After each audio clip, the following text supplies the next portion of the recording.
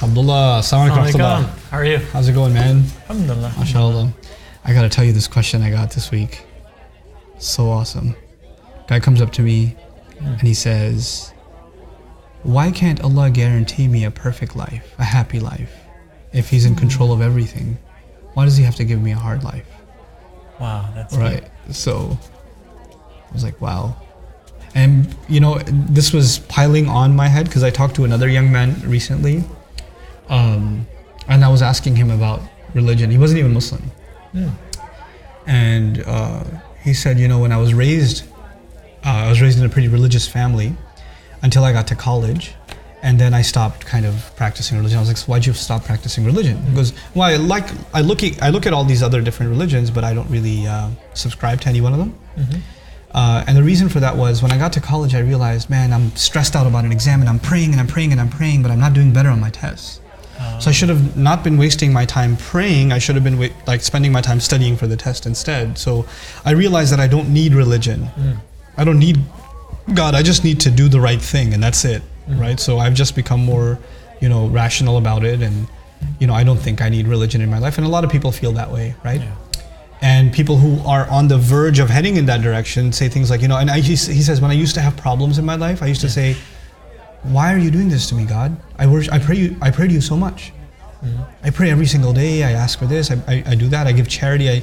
All these rituals. And for Muslims, it could be 5 times prayer. For a Hindu, it could be going to the temple or something else, right? So I do my part. Why aren't you doing your part? You have the power to change everything in my life. Why am I still having a hard time? Right? So it's this idea of this exchange. I gave you. Why aren't you giving me? This is not a good deal. Which is similar to this guy who says Allah is in control of everything. Why can't He give me a perfect life, right? Yeah. The problem with this, like fundamentally from an Islamic perspective, because I can't answer that from other religious perspectives, is that in Islam, our fundamental relationship with Allah is Rabb and Abd. And Rabb is master and Abd is slave, right? Now the thing about a master is you don't negotiate with a master. You negotiate with an employer. You can also negotiate with a partner, like a business partner. You can negotiate with a family member. Hey, I'm going to come home at this time. No, come at that time. Okay, fine, no problem. There's negotiations. But when you have a master and a slave, who dictates all the terms? The master does. And the slave's only position is to follow all those terms. Now, the other thing about a master is that if he gives you something, it's a bonus. And if he doesn't give you something, he didn't have to. Because you're not salaried. You're a slave. Slaves aren't salaried, right? And usually when you think of masters, they're oppressive and they're, you think of chains and beatings and things like that. But that's human masters. Allah is a different kind of master, right? And this is the only kind of master. Like Fatiha tells us, Alhamdulillahi Rabbil Alameen Ar-Rahman Ar-Rahim. Fatiha itself tells us this is the kind of master that before you even know that He's your master, you know that He deserves praise and gratitude. Like no other master deserves praise and gratitude right off the bat. The first thing you think of a master is someone you should praise and someone you should be grateful for. The only thing a slave would think is, when can I get free of this guy, But for Allah, all you have is praise and gratitude. Now, coming back to this idea of why isn't Allah giving me a perfect life? The question assumes that Allah owes you something. Doesn't it? Yeah. Okay, your employer owes you something. Yeah, paycheck. Your business partner owes you something. You're cut. Yeah. Your parents owe you something. They're responsible to raise you. Your children owe you something. Your wife or your husband, they owe you something. Allah owes you nothing. He doesn't owe you anything. As a matter of fact, you owe Him every breath. So when you phrase this question, I should have a perfect life, you've already kind of undercut the idea that Allah is your master. And you're in some sort of position to make demands, right? And when you take that away, it's an uncomfortable thing. I want God to be my friend. I want Him to be someone who helps me, like I pray to Him. You want to dictate what this relationship should look like. Like any relationship, friendships, there are different kinds of friendships, right? Yep. So, and some friends I have, the way I talk to them is not the way I talk to some other friends. Yep. It's different. So in every relationship, you kind of figure out what's going to be the give and take. So some people figure they should figure out what their relationship with God is going to be like. Yeah. Right? They're going to figure out, well, I'm going to do this for him, he better do this for me, etc. Right? The give and take. It's pretty one-sided. It is, but the bigger problem with it is you're deciding what the terms are.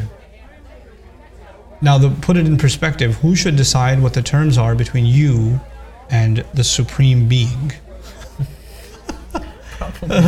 Probably the one that knows everything. The one who knows everything. So his terms override yours. Like what you have in mind is less relevant. What he dictates is far more relevant. Now, when I say that, it sounds harsh, but when you give his terms a chance, now this is the last part, right? If you actually study Revelation, study Quran is his terms. Here's what it means to be my slave, isn't it? When you study Quran, you find it's not a book of rules. It's not a book of do this, or if you don't do this, this is going to happen, that's going to happen. Actually, very few rules. For the most part, it's a relationship of loyalty, gratitude, love, friendship, remembrance, longing. Like, it's a really beautiful relationship. This master wants me to be a slave who loves him, who's friends with him, who talks to him all the time, remembers him all the time. He says, "Fadhkuruni adhkurkum." Remember me, I'll remember you. Like, who talks like that? Like, that doesn't sound like a master, right? Yeah. So the Quran shatters your view of what does Allah mean as He's a master. He wants you to be He wants to be your friend. He wants you to be His friend, but first understand that He's your master. Then understand He's your friend. He wants to be a giver of gifts to you, but before He gives gifts to you, He wants you to understand He's your master and you're the slave. And He also wants to give gifts to you. He wants to show you love. He wants to show you mercy. He wants to give you forgiveness. He wants to give you all this stuff. He wants to give you guidance. He wants to give you wisdom. He wants to give you knowledge. He wants to teach you. He wants to be your teacher too. He wants all of these things, these relationships with you. It's not one relationship, it's lots of relationships. But at the helm of them all, He's master and you're a slave. Which means no matter what happens in this relationship, your humility should never go away. Because the idea of slavery is, it's the most humble job description in existence. Yeah. There is no more humble a job than slave. Yeah. You can't get lower than that. If these questions, they lack humility. Because they smell of, they reek of entitlement. Like, I want. You could still want.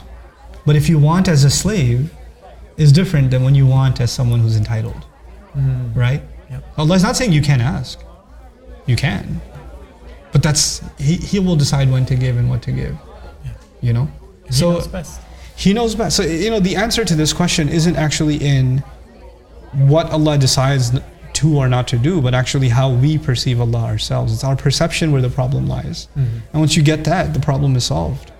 At the end of the day, this is probably one of the most fascinating things I ever learned about the people around the Prophet ﷺ who didn't believe. The Quraysh. If you were to ask them who made the skies and the earth, they would say Allah. It's in the Quran. وَلَئِنْ سَأَلْتَهُمْ مَنْ خَلَقَ السَّمَاوَاتِ وَالْأَرْضِ لَيَقُولُنَّ اللَّهُ. If you were to ask them who created the skies and the earth, they'll just say Allah.